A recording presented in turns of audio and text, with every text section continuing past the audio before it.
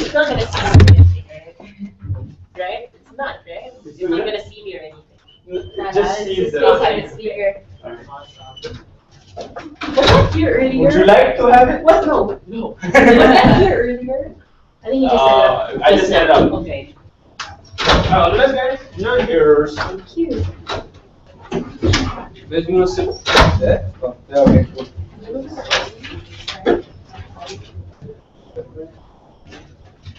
Just sit here. Okay. I'm just checking. Are you guys lunch? I'm also last year, stupid question. Only for authors or surprises. Yeah.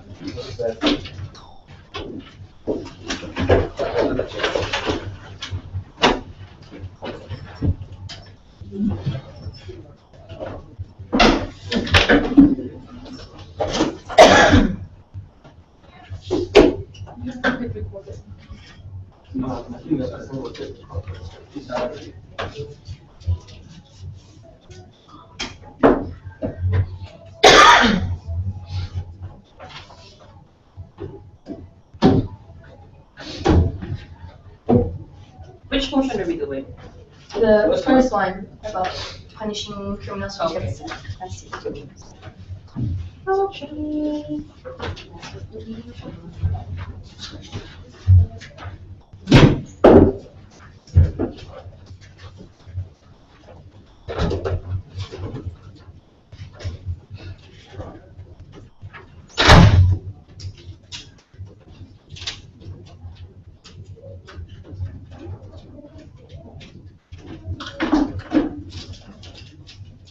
Okay, good afternoon everyone. Welcome to round 2 of this year's APU Open. My name is Ellie, you spell that E-L-Y for your edge feedback forms. A few reminders before we begin. Please put your phones on silent or please turn them off. Points of information are highly encouraged, and if you need to speak with your teammates, please do so at a minimum volume so as to not disrupt the speaker currently speaking. Having said all of that, on the motion that, also, since I am alone this time, I'll have to time for you guys, but then I probably won't. I don't have the newfangled timer thing, so I'll have to clap. So I would suggest that, which is fine, but I would suggest that you guys all clap for yourselves because I wouldn't be able to do that for you reliably. Okay, having said that, on the motion that this House would punish individuals who severely disable their victims with the same severity as murderers. Something like that. We invite the Prime Minister to speak for the motion that stands in his name, in her name, sorry, here.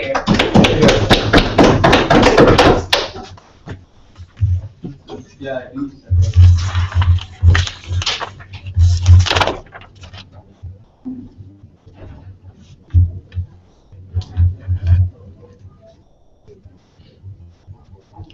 This is a debate about crimes that result in severe permanent disability to their victims. This is a debate about crimes such as brutal assault, brutal rape. For example, the woman who was gang raped in India and was essentially within the inch of her life. These crimes result in massive harm that is twofold, emotional and physical. These crimes render the victims permanently disabled to such an extent that they are, for all intents and purposes, lost the ability to live their life. They're essentially only alive for legal purposes. These are victims who have now the inability to communicate, who are suffering from paralysis, who are essentially vegetables and are only alive in what you would say is the legal sense.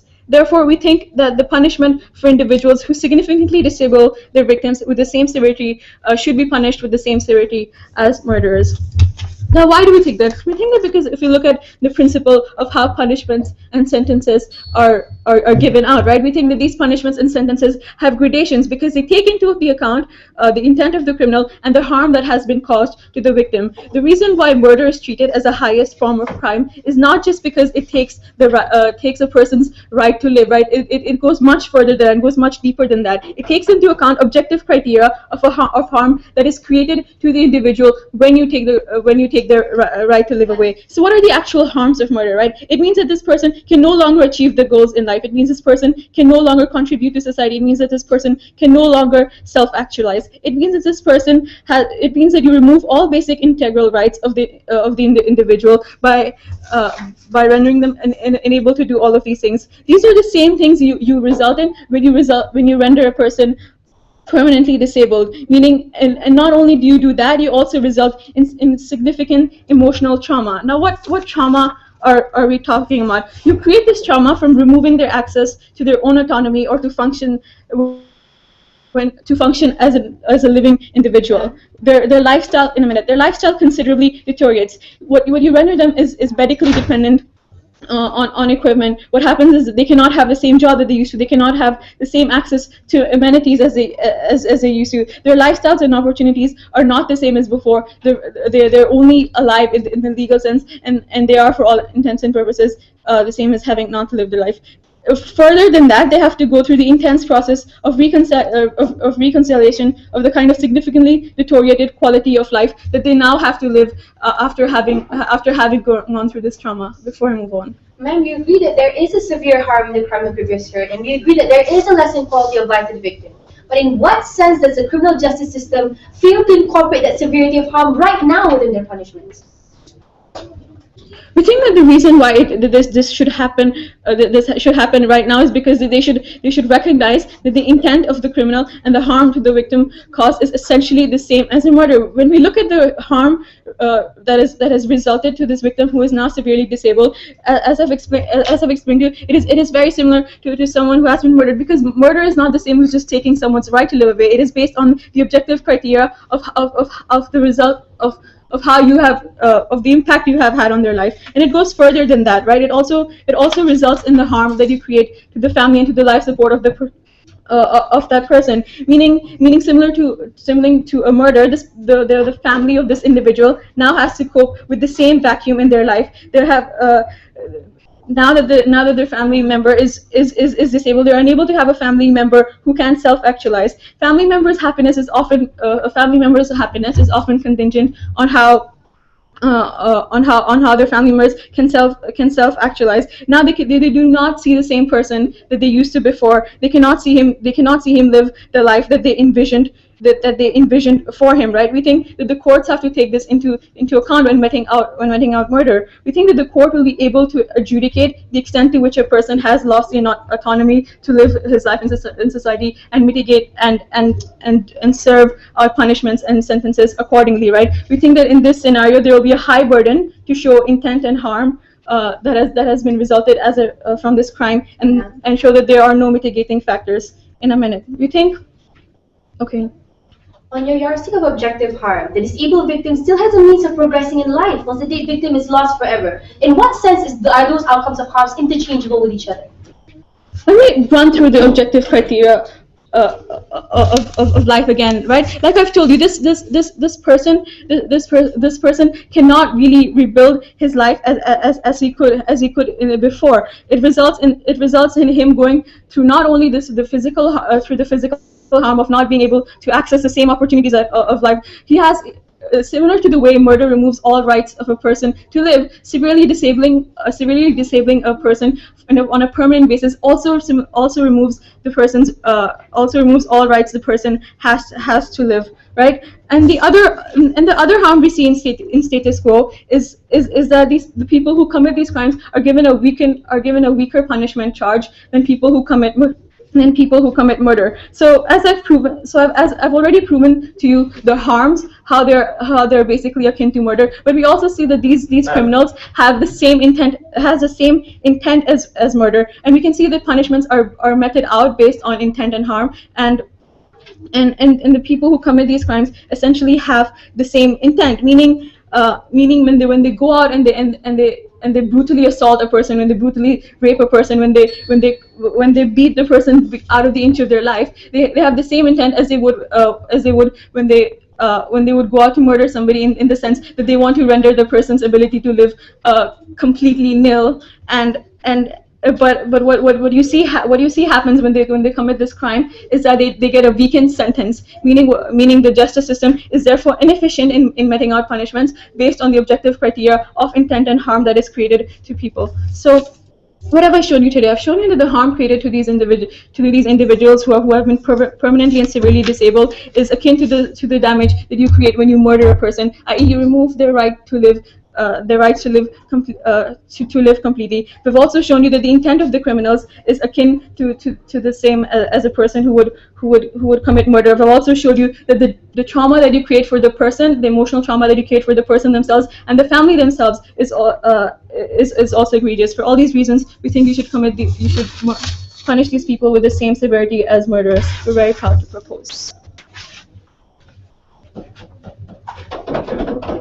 Okay, thank you. We'd just like to remind everybody that while the speaker is speaking, individuals are not allowed to like step out and come inside because it's distracting to the speaker.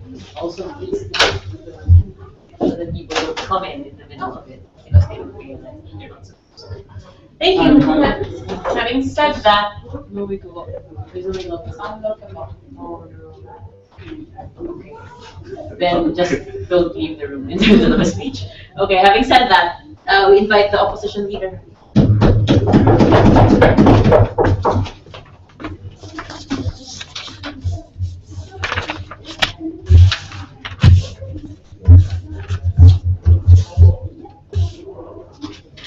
Madam Chair, as a registered animal offender, I'm happy to stand here on the side of opposition to plead legal and judicial reasoning to you and plead leniency for our individuals that we want to protect under the opposition model. And we admit to all the severe harms that the Prime Minister talked about, where people who suffer from paralysis and blindness and, like permanent trauma do suffer such heavy losses. But we still think that on opposition bench, we want to draw a line between the, taking away life itself and simply robbing someone's quality of life away from them. The stance that we will take is that by delineating these two charges and sentences, we will provide better criminal and social justice, we will provide better criminal rehabilitation, and we think we also provide better court trials under our model. Let's just be clear what our model is. We think that the criminal justice system does already have and will continue to have a plethora of charges and sentences for different degrees of crimes, basing on the degrees and extent of those actions as well as the degrees of that criminal intent. But what is essential under our model is that we will not equate the worst of grievous hurt to murder, and we will also keep the most harshest and severe punishments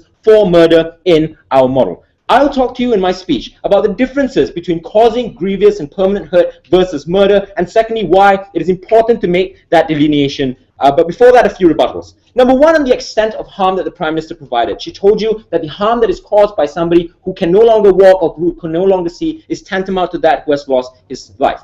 The first response is that murder has clear and immediate effects onto individuals, i.e. it is a binary question between whether or not someone is alive or not. However, the damage is done under someone who experiences permanent paralysis, for example, is very subjective and latent. So it's not able, so a court cannot decide, between whether or not this individual could potentially get a job in the future, whether or not this individual can enjoy the same quality of life with their families in the future, but it's easier to make that delineation between whether or not someone's still breathing or not. So what the conclusion to this is that we think that it's only fair for the state to impose the harshest and severest of punishments when the question is simple and binary in nature and not something subjective and latent. Secondly, she told you that now the second problem we had with her argumentation is that there was no clear objective standard as to what that permanent harms are. Because under our model, we think it's much easier when the state has like a grievous harm charge, which it can then manipulate based on the extent of that damage. But under your model, you're essentially saying that anything ranging from physical trauma, mental illness, extreme non-permanent injuries could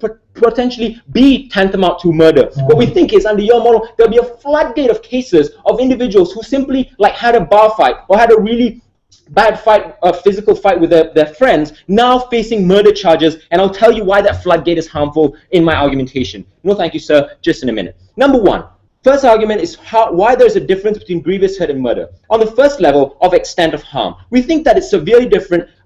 It's different between the robbing of quality of life versus the life itself. When you lose life, ladies and gentlemen, you lose the right to breathe. Secondly, your family also experiences a vast different traumas than they would if you were completely gone versus you being paralyzed or being blind for the rest of your life. We think that the value to the state is different as well, because while you're alive, you can still potentially still have a job, you can still vote for the state, you can still receive welfare. So the value to your families, to the state, and to society is a whole lot different, than being disabled versus being dead in and of itself. The example we have here is that we draw delineations between different different types of hurt as well. We have normal hurt charges, which is like you're just going against somebody's bodily autonomy, versus causing grievous hurt, which is long-term physical damage. You can, being charged with theft, where you simply steal something, is different from being charged with robbery, where you're actually causing physical harms to an individual whilst you are in the act of robbing that person. So we think that the extent of harm needs to be taken into account here as well. Secondly, on the idea of intent, we think that the intention to engage in assault and violence is not tantamount to the intent to halt the existence of an individual and rob them of their right to live. That's why we draw delineations between manslaughter and murder charges. So although the outcome of the crime is the same, i.e. the person is no longer alive, but the intent is something that the court recognizes is different, ladies and gentlemen. The difference between causing death through negligence and like a predisposed outright intention to kill and rob that person's right to live. We also think that the court can draw quantitative yardsticks on criminal intent, for example. So although a woman who is sexually harassed and molested might feel the same physical trauma as a woman who is raped, we think that the court recognizes that the intention to rape someone versus molesting them requires more monstrous, disgusting, like evil, malicious human intention compared to simply, compared to the former. Secondly, why are these delineations important?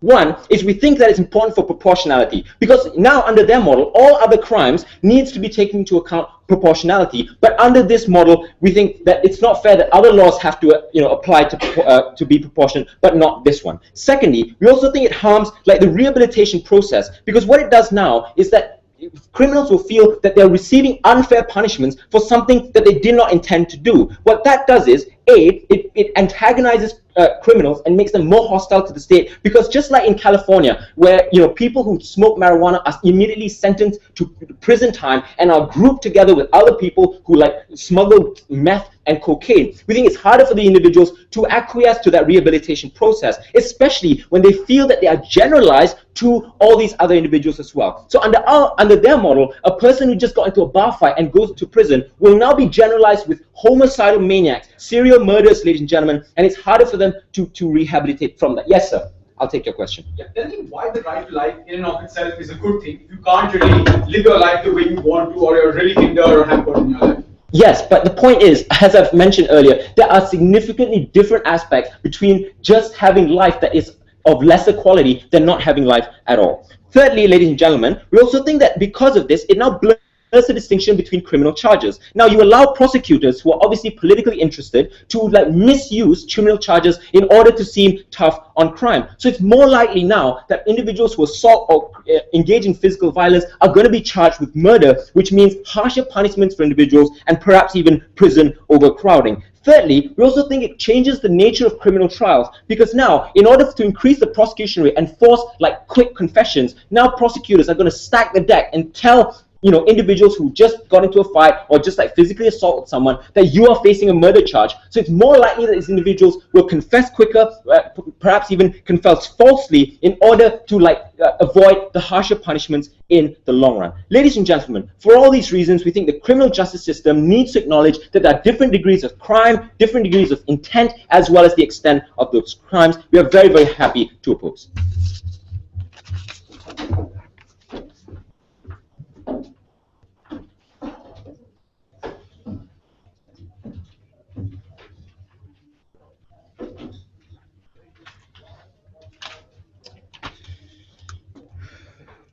We thank the speaker previous for his speech. To continue the case of the government's bench, we invite the Deputy Prime Minister. Madam Speaker, we on side government find it extremely problematic when side opposition chooses to view the value of life as a simple binary paradigm. It isn't about an individual's ability to live, and just that, it was something that Sakshi clarified very clearly to you and give you nuanced analysis on why the value of life to the courts and to the government and the justice system should be just more than that. So we have to look behind that, find a nuanced analysis onto the principle of what the value of life is. It's about the ability of a person to control his own autonomy, person's ability to access better opportunities for his life, and the reasonable ability to person to have any chance at this at all. So what they did not recognize then was that our policy, the way we set up the debate, was one of an extremely high burden to be put on the prosecutors. If in the event you can prove that a person has malicious intent, a person's malicious intent to cripple your life absolutely, to ensure that to enact the kind of vengeance that this person can no longer live out his life. I don't want to kill him. I'll make sure he suffers fate worse than death, that he cannot live out his life. I give him a blow to the spine. Then that malicious intent has translated into the actual harm of the person no longer be able to pursue any of his life dreams, no longer be able to pursue interactions with his family, person stuck, perhaps even stuck in a bed, being a vegetable. We think these are very clear cases into which the court can prosecute these people for having an equivalent extent of harm to murder, either in terms of practical harms or in terms of principal harms. Both extend to that. So more than that, we think that when they come in and talk about they give the period of recovery, we think there are two very good responses to that. One, these are clearly about cases where there's no reasonable way to foresee a medical technology that could save this person or could help restore the person to his current condition. So what essentially means that if in the instance that if there is some revolutionary treatment that they probably would want to talk about, that this person could be in the future somehow be restored to full health, we think that the public system will register such a thing and register that, hey, the extent of harm done to the individual has now changed in the current paradigm. So what this means is this person could then be perhaps given a chance of additional parole, now that we are all fine with that. But what we're sticking to is the general principle that if in the current day and age, there is no reasonable way that we can foresee the person can attain any sort of recovery, we think by all reasonable metrics that harm has been done, we're very happy to punish him with the same severity of murder. So at the end of the day, when they talk about all of these different things, talk about the value of society, all of those, their different benefits in the first bigger goes away. Because at the end of the day, the potential of ability to interact with your family, the potential of you to have your jobs,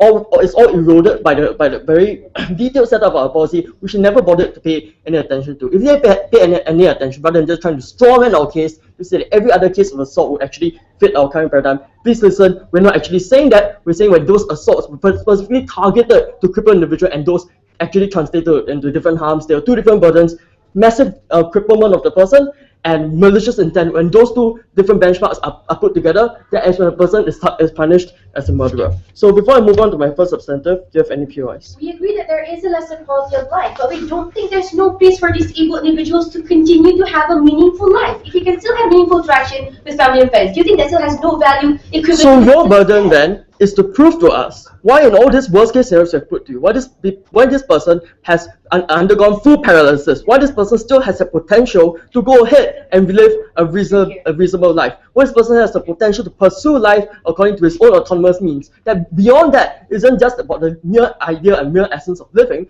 it's about a person's ability then to enjoy that life or to achieve the happiness. If all that is taken away, the life in of itself, the idea of merely existing and not being achieved any of your goals has no value to the person. Insofar then, the person is as good as dead. Please do the analysis. So we'll move on to my first substantive on the impacts of civil society. So in the very first tier, right, we see that this serves as a very powerful deterrent to criminal activity and criminal sabotage. Why? Because there have been rising amount of criminal cases where hitmen nowadays don't directly go there and shoot the person in the head. There's a rising amount of cases of sabotage to such a sense that the person goes out to cripple an individual instead. Why? Because this makes a lot of sense in decision-making calculus to the average hitman. If I were to run the risk of being caught when I kill the person, I've disposed of the body and leave a lot of messy evidence around, there's a very high social cost associated with it. It's a very high burden I take over myself. It's very hard for many of my different linchpins, before my different kingpins, to encourage me to kill such an individual. When you then allow people to get away with massively crippling other people in the act of gang violence or gang vengeance, when this person go ahead, instead of putting a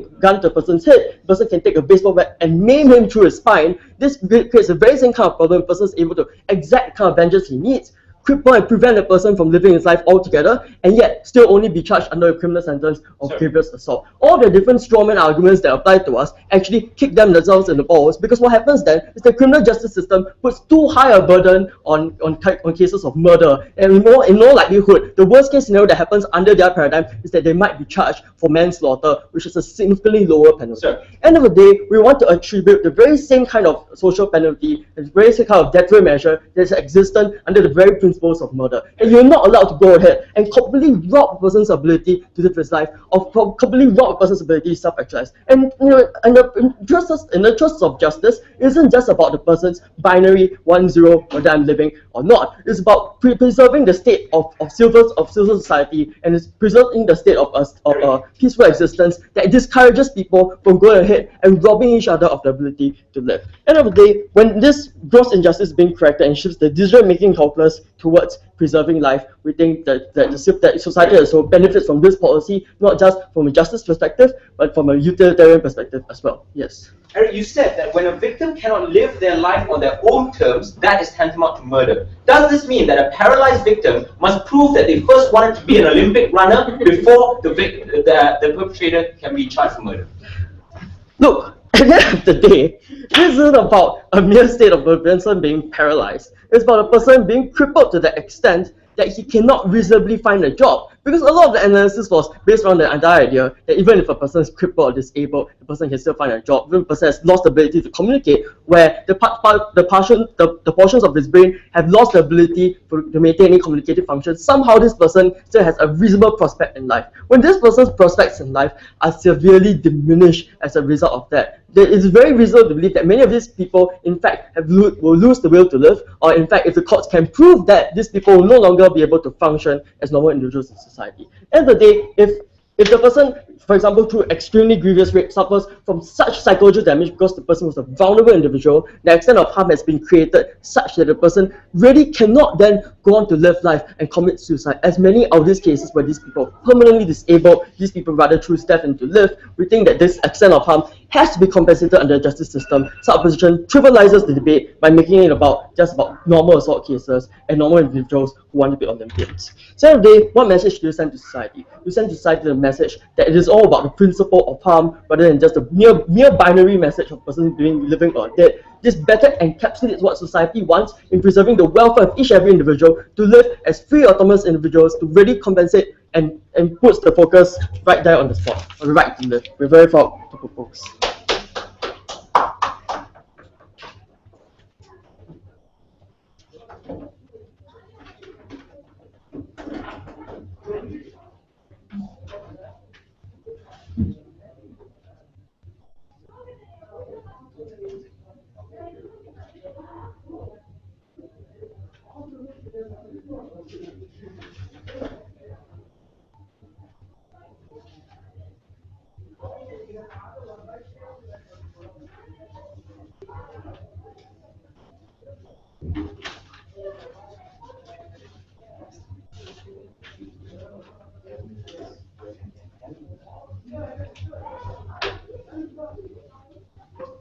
Okay. Thank the previous speaker for his speech. To continue the case for the off-bench, we invite the Deputy Opposition Leader. Society have decided that there should be a single nexus of punishment for specific kinds of crime in the interest of natural justice to the accused, as well as in view of what reflects societal norms and societal morality. What is this debate about, ladies and gentlemen? This debate is about, and this is the burden that they have to prove, is that why are the current laws where we have a spectrum of punishment, where we talk about grievous hurt, where the maximum punishment is 20 years, for example, ladies and gentlemen, and you give the discretion to the court to decide based on a case-by-case basis of what kind of punishment to be given out to that particular criminal. Why is that spectrum or that categorization of law is insufficient to deal with these kinds of criminals, ladies and gentlemen, and what is the necessity for you to increase this punishment? And secondly, how is grievous hurt similar to murder, ladies and gentlemen? And we think that is the burden that the side of proposition haven't discharged in this debate. Because this debate is not about increasing the punishment just because you personally think that what is done by that particular criminal is unacceptable, not taking into account natural justice or proportionality, ladies and gentlemen. Now let's first look at the principal clash of this debate, the difference between grievous hurt and murder, ladies and gentlemen.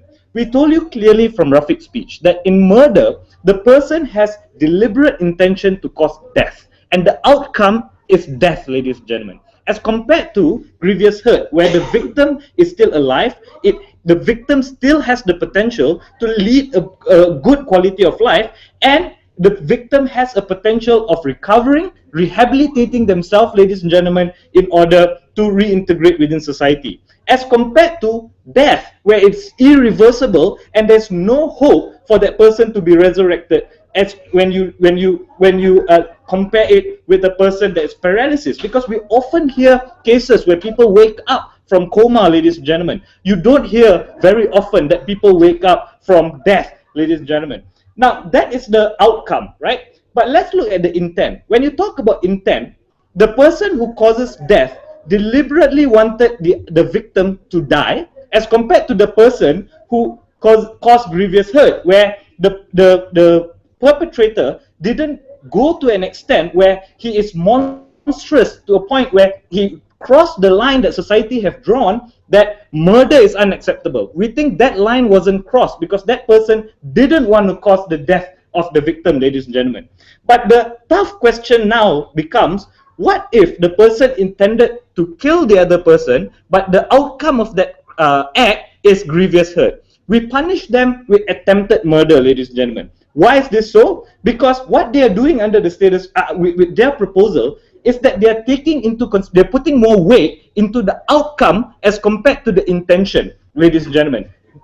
What they're saying is that if you cause grievous hurt, right, and you cause someone to be paralyzed, and paralysis apparently is similar to death, they're basing the punishment based on the outcome when the person who committed that crime didn't intend to kill that person, ladies and gentlemen.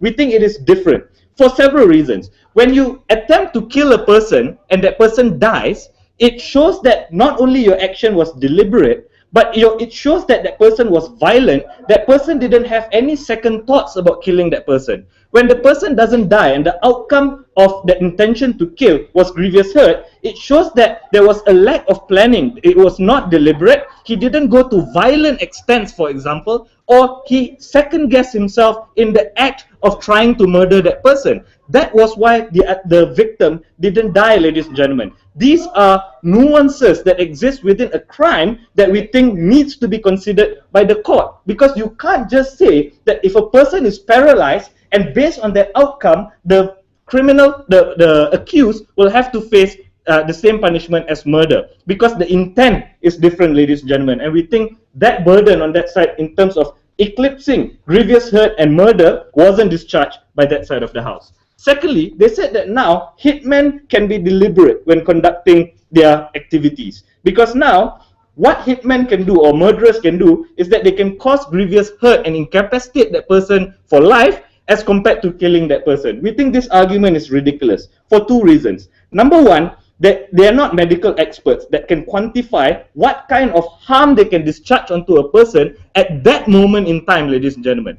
But the second reason is that the psyche of criminals is that when they commit a crime, they don't feel like they will get caught. And furthermore, we think that the degree of deterrence of causing grievous hurt and the punishment of causing grievous hurt and murder, for example, the deterrence factor is so severe that, you know, even if you decide to cause grievous hurt, you will still be afraid because the punishment is 20 years as compared to 30 years. We don't see how that will deter people from committing murder as compared to and commit grievous hurt, ladies and gentlemen. We think the deterrence factor will still be there, but we think most often than not, criminals think that they won't get caught. Hence, we think the kind of punishments will still continue, ladies and gentlemen. What am I going to talk to you about? I'm going to talk about two things. Why eclipsing grievous hurt and murder waters down state messaging on the worst crimes within society.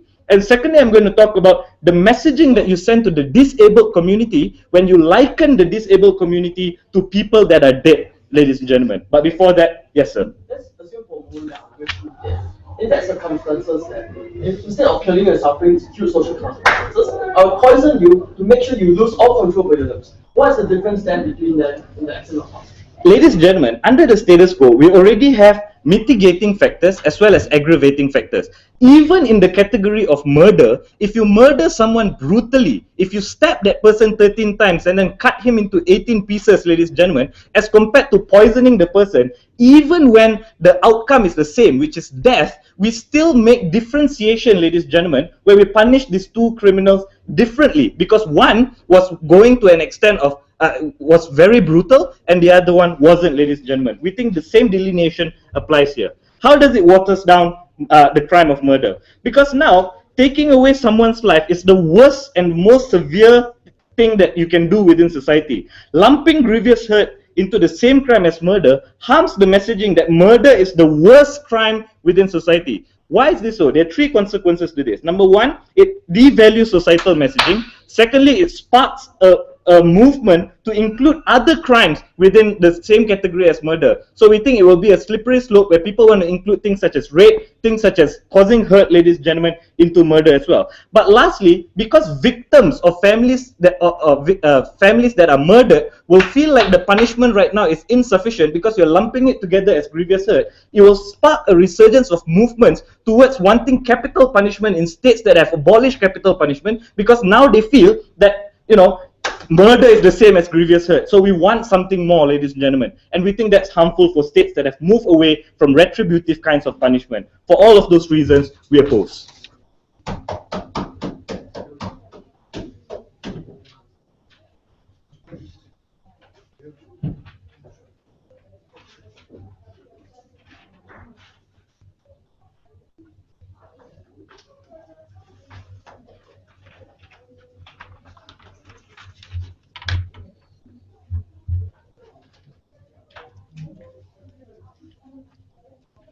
Okay. Okay. Sure. Okay. We thank the Deputy Opposition Leader for his speech. To continue the case of the government bench, we invite the government whip. Madam Speaker, I'm going to approach this whip speech very simply. First of all, I'm going to talk about the principal clash in this debate and why side government won it.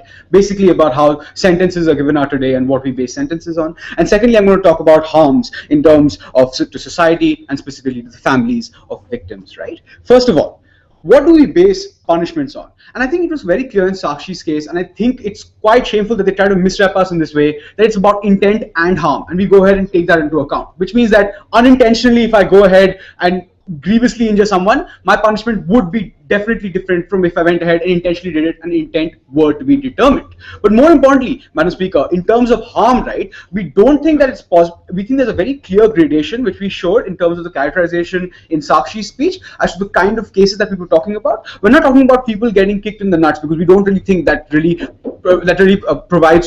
moves towards like being disabled for the rest of your life. We're talking about people who have to live on either intensive care or life support or through tubes, or need to be fed through tubes for the rest of their life, need huge amounts of medical attention for the rest of their lives, or people who are severely disabled in terms of full body paralysis. We think, one, of course, this is different from people who are born with a disability or need to move around in a wheelchair, for example. We think that's different. I'll go ahead and elaborate why later on. But Madam Speaker, we feel it's even worse in this scenario, because these people earlier were used to living a normal life, were used to living a life where they could hop, skip and jump. The problem here is, Madam Speaker, not only are you going to go ahead and harm them and deprive them of those faculties, more importantly, the mental harm and the mental trauma that goes through trying to reconcile yourself with the fact that you can't go ahead and be as active or agile, and you've lost those faculties and you need to go ahead and readjust your life completely, assuming that's even possible. We feel that that's concrete harm. Therefore, Madam Speaker, we feel that Shafiq's analysis about how we're going to go ahead and treat grievous harm as the same as murder regardless of anything else is problematic. We told you that we need to go ahead and balance intent and harm in both cases, whether it be murder or whether it be a grievous injury, right? We need to go ahead and ensure that courts look at this, which is why we have judges and which is why we have juries in some cases as well. We understand that in some cases it can be subjective, as Rafiq wanted to point out, right, that a woman who's raped and molested might feel the same. We understand that in some cases the harm that someone feels psychologically might be subjective. We feel that in such egregious cases, however, we can safely assume that psychological trauma that someone feels is immense, especially, and we can objectively see that the kind of physical harm, the kind of physical displacement that that person has suffered from their usual routine of life is massive. We therefore feel that we can go ahead and then objectively leave it up to judges and juries to actually decide the extent of punishment, whether it be 30 years versus 35 years in terms of sentencing. But the point here, Madam Speaker, is that you treat intentional grievous harm the same as intentional murder, or you treat unintentional murder as the same as unintentional murder same as unintentional grievous harm. We need to go ahead and balance the two. So it's not just about harm, Madam Speaker. We have to acknowledge that the harm is terrible. We also have to acknowledge that the intent is terrible as well. But contextualizing it to these cases, right? First of all, you can't say that these people never intended to harm or never intended to hurt. We think that if they intended to murder somebody and double check themselves, that's quite bad in and of itself. itself. We feel that that's almost as bad as, like, you know, going ahead and carrying out the murder. We feel that we can go ahead and blur those lines. But more importantly, Madam Speaker, we have to recognize that in some cases, to beat someone within an inch of their life does require planning, does require intent. You have to contextualize it, and empirically you have to see that, right? We do feel that in most cases, intent is present if you look at it empirically. We therefore feel, Madam Speaker, that it's important to go ahead and show that malicious intent, whether it be to take someone's life or whether it be to deprive somebody of their faculties and completely rejig their life, so to speak, we feel that's a big problem in sales. Before I continue, I'll take you, Shafiq. If a person intends to cause grievous hurt to the victim and the outcome is the victim enters into paralysis, don't you think you are now deciding based on the outcome and not the intent of the criminal? One sec. We told you that you have to take both things into consideration. We're not deciding on like one thing. We trust the courts and judges and like juries together. We don't really understand what you're getting at over there. We characterized to you very simply how this is terrible for victims, right? And I'm going to go ahead and characterize the harm again. Everyone has certain aspirations and goals in life. When we go ahead and achieve those goals, we feel very happy about ourselves. But spare thought for these victims. Not only are they forced to feel immense physical pain and are no longer able to live the same kind of physical life, they're never able to achieve those goals again. Their career path that they had built up over years is gone and is destroyed. Even if we assume in their best case scenario that person can lead a possible good life in the future, it takes years of counseling and getting over that medical and that mental and psychological trauma to be able to actually reconcile yourself with the fact that you're lucky to be alive. In most cases, these people are suicidal, Madam Speaker, and you basically end up achieving the same aim. We feel that these people are therefore in a very precarious state, and the perpetrators of such crimes leave these people in a state where they're extremely traumatized. We feel that that's quite horrendous. That's why I asked Rafiq, my POI, that the right to life in and of itself is not good if you cannot go ahead and live the life that you want to live, or you go ahead and hinder. But even more so when someone has gone and taken that away from you, Madam Speaker, we feel that's quite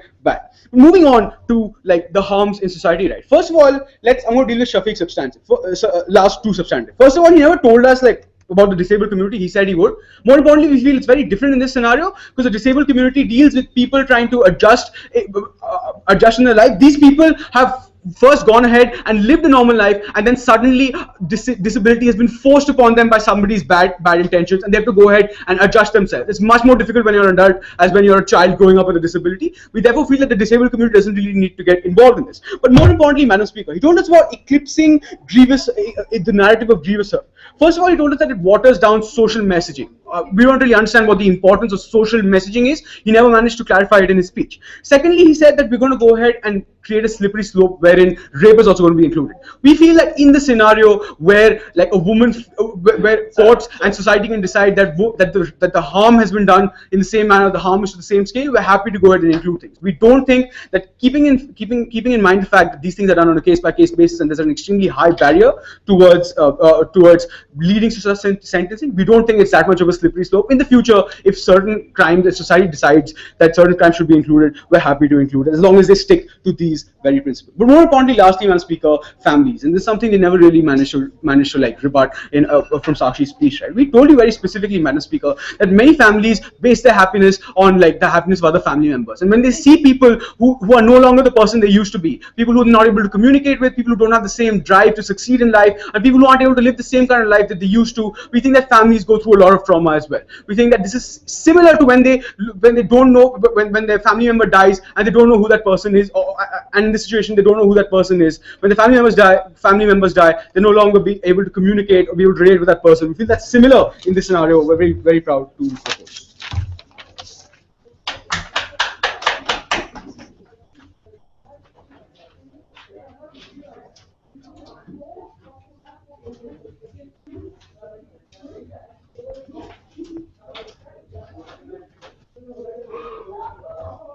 Okay. You have to look at yourself.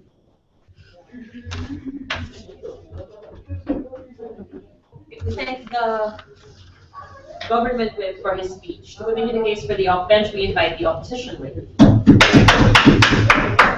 It was extremely convenient for a side of government to rely all of their characterization of harm only on the worst case scenarios of victims. And we can point to there's a significant portion of cases under their model where cases of grievous hurt do not suffer the same kind kinds of characterization of harm that used to exist and can never tantamount to be tantamount to the severity of harm of murders, they choose to ignore the weakest part of their case. We compare that with side opposition's characterization and why there is a categorical difference in harm between living and death and why that applies to all cases. On that comparative, I'll also prove to you in my speech why their harm is not inherent within the cases of incapacitation, whilst ours is, and that's why opposition wins this clash. So let's look at those two clashes.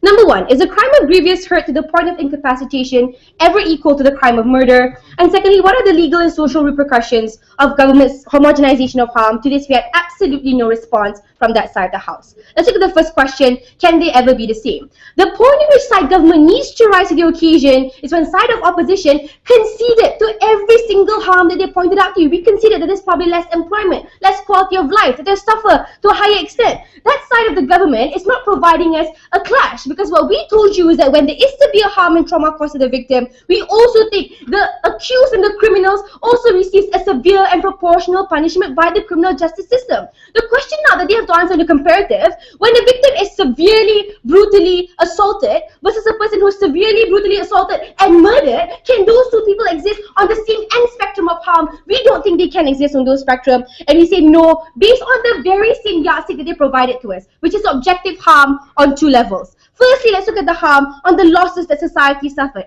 When this victim is still alive, able to interact with his family, have a possibility and opportunity to improve his quality of life, can smile, can attend family reunions, can make jokes, we think there's a significant mitigation of the kind of family trauma and hurt that they were talking about. We say versus an irreparable loss of life, where closure becomes that much more harder. When you know your family member's last memory and experience in life is being brutally murdered, and there's no room to make up for that tragedy in the future and make up for those losses of life and make sure that there is an opportunity for them to become happier in the future. We see the comparison of a trauma and severity is a categorically inherently more harmful situation when those lives are being losses. But the second and largest comparison, which is on the quality of life, we absolutely agree that he's less likely to get employed, he's less likely to have accessibility. But we don't think that this means there's absolutely no room in society for disabled individuals to ever have an optimum quality of life. We think the entire state has created a structure to accommodate individuals who are disabled and ensure that they have a minimum quality of life, even for those under the birth lottery or even those who undergo tragic freak accidents like maybe a car accident. That's why we have right of employment for the disabled. We have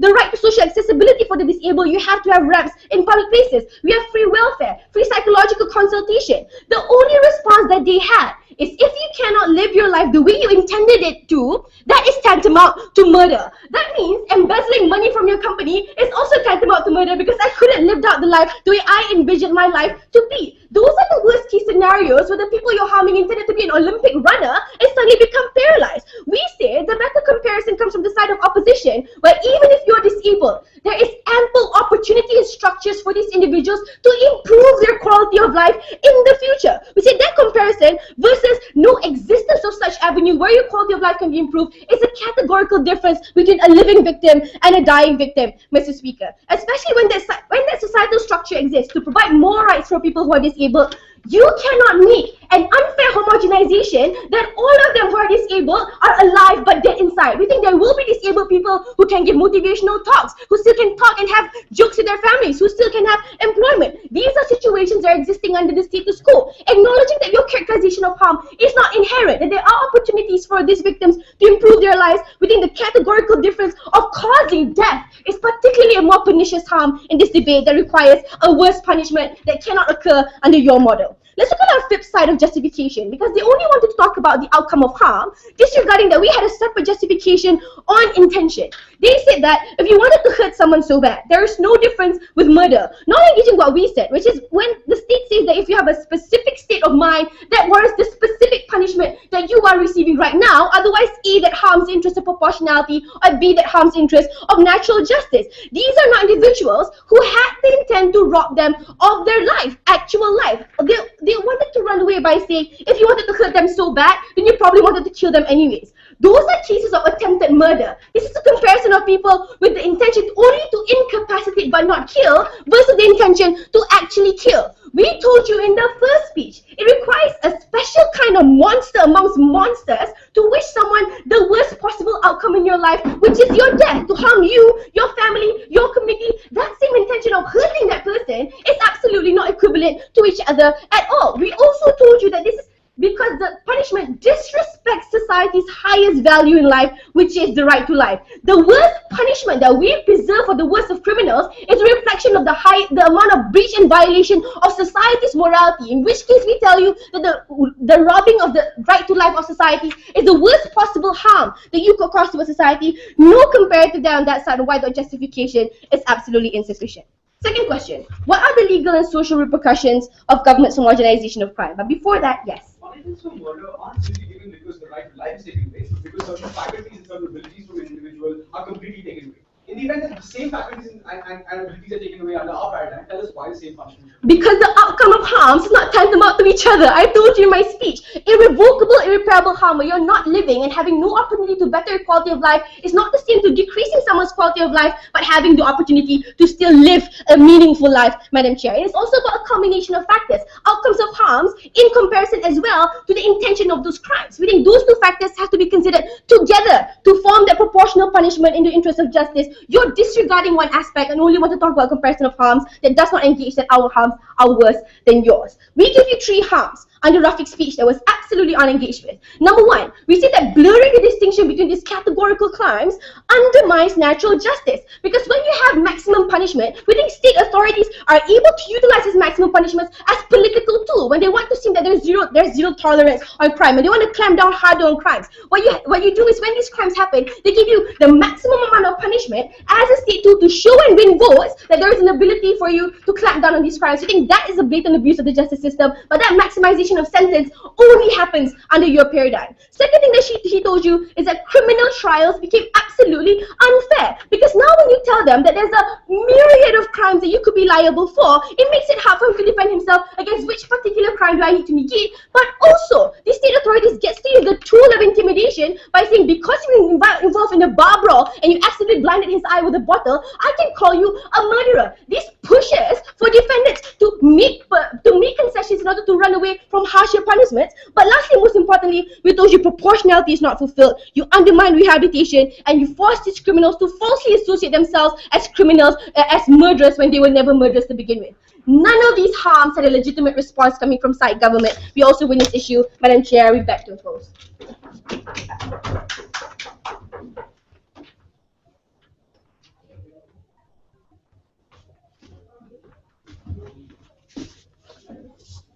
We thank the opposition whip for her comments. To close the opposition case, we invite the opposition reply.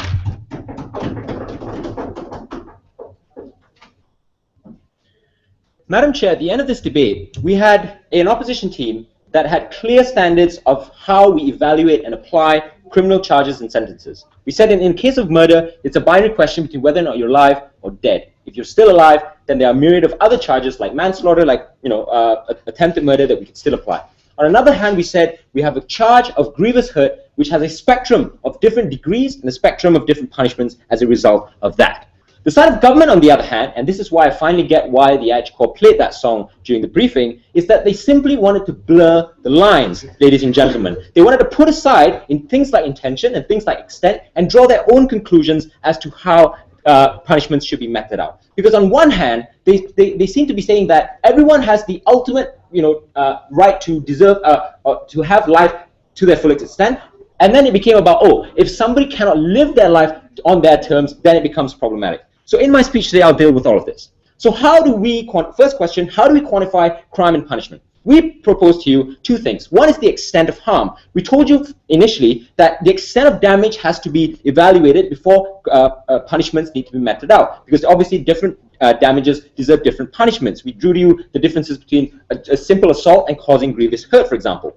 Then they asked the golden question. What if somebody, and this was the strongest thing they had, what if somebody goes out with the intention to paralyze or to blind somebody for the rest of their lives? If they intended to do that, would we still punish them with murder? We said no, because in those cases, now the evaluation is, quantifying how or the amount of liberties that that crime took away. So there's a difference between kidnapping a girl and also kidnapping, raping, starving, and depriving that girl of all other liberties. We think we also still give people different punishments based on that. We also talked about malicious intent. We told you that although certain outcomes may be the same, sentences will differ based on the monstrosity or the maliciousness of that intent. But okay, fine. Putting all this aside, what are the consequences of both models?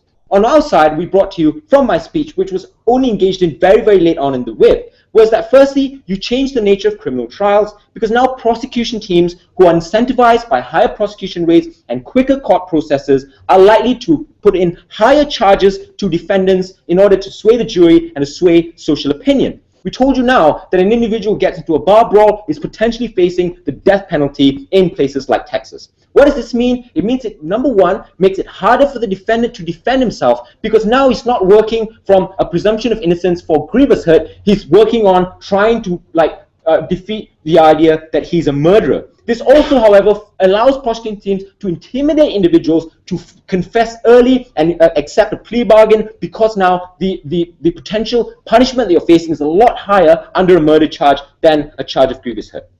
Thirdly, we talked about criminal rehabilitation. We told you in my speech as well, continued on and talked about just now in my speech, is that number one, you create animosity in the parts of prisoners because prisoners aren't dumb. If I'm involved in a bar brawl, or if I fight with Shafiq over who gets my tonight, and I suddenly get sent to prison for murder, that is potentially animosity on my part to the state. It means it's less likely, and just like we talked about marijuana users in Californian jails, they're less likely to want to rehabilitate, they're more likely to think of themselves as real monsters. Secondly, we also talked to you about how this generalizes them with other violent murderers as well. So again, if I just got into a fight because I didn't like my friend or because, whatever, the point is now I'm generalized with other homicidal maniacs, with serial murderers, for example. This means that to me, I give up on myself because I think I'm deeply rooted with some psychotic illness, or two, I would probably join them because I think, hey, I'm already part of that group anyway.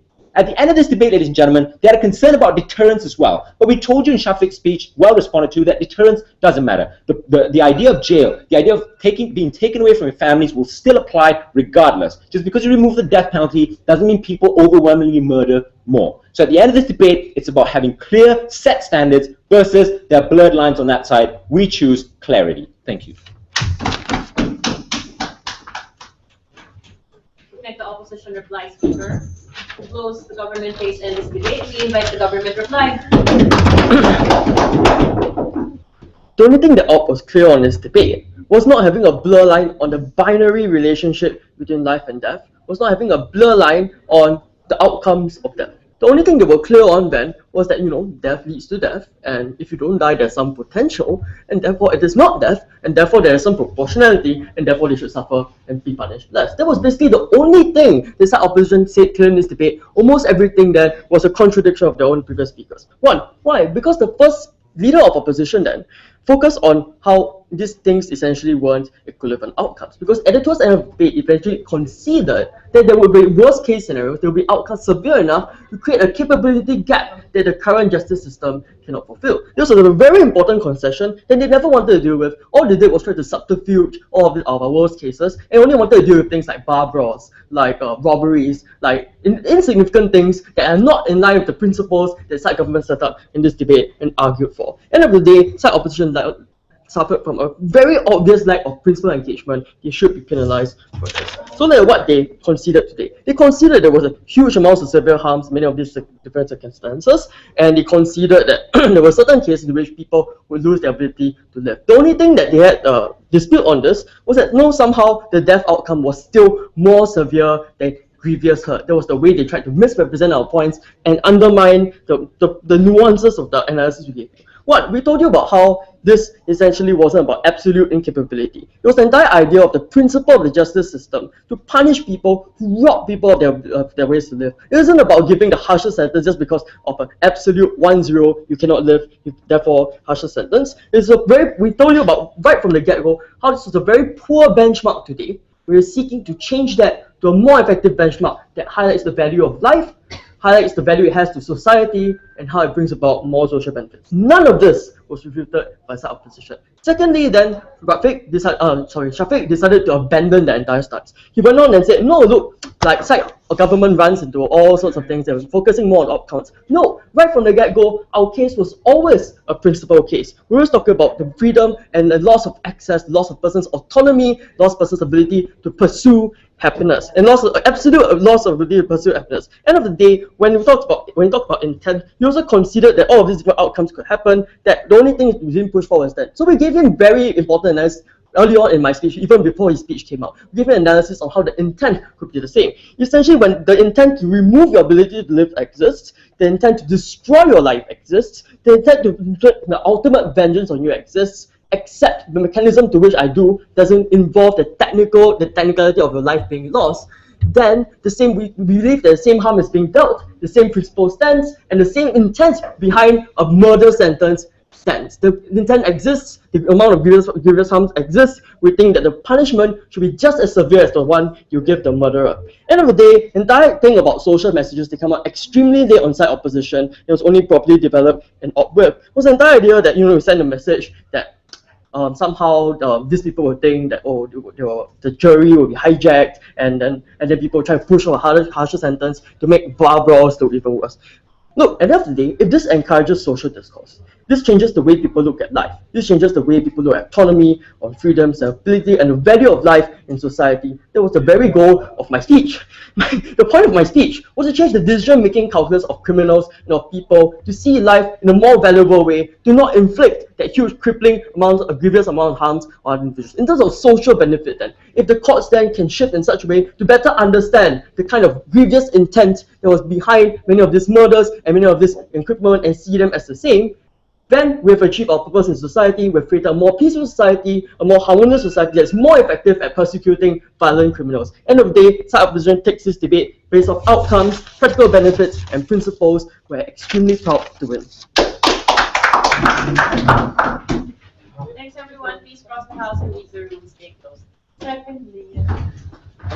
Where's the MIDP first? He's left. Okay, but there's that Yeah. open stuff. Okay. Hey.